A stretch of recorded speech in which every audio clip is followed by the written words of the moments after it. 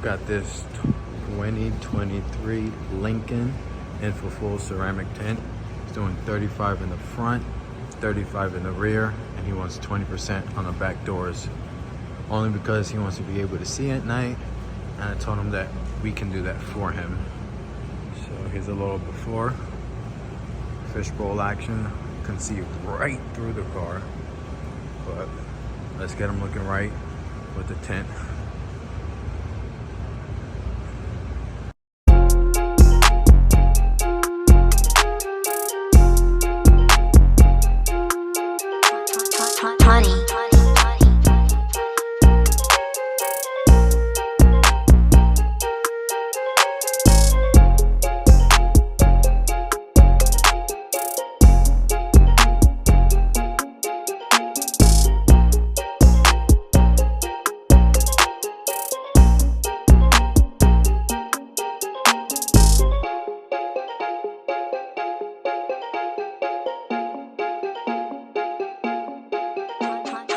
Honey.